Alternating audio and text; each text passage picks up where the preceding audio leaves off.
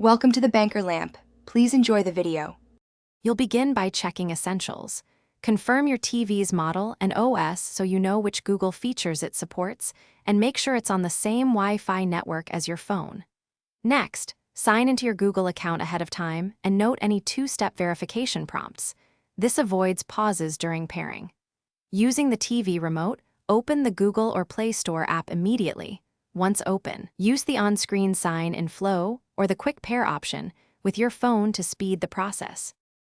Once you've signed in and accessed the store, you'll install the core Google apps you need: Chrome for browsing, YouTube for video, and the Google app for universal search.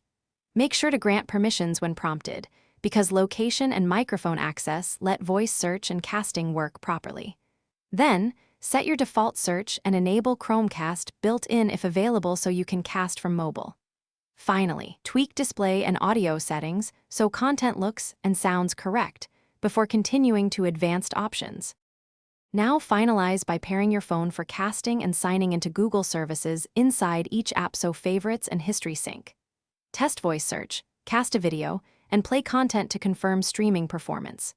If something fails, update the Google apps and the TV firmware, then reboot the TV to clear transient issues.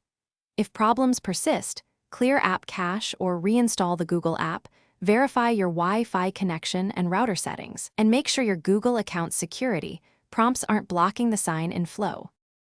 Thanks for watching. If this was helpful, leave a like and consider subscribing. See you next time.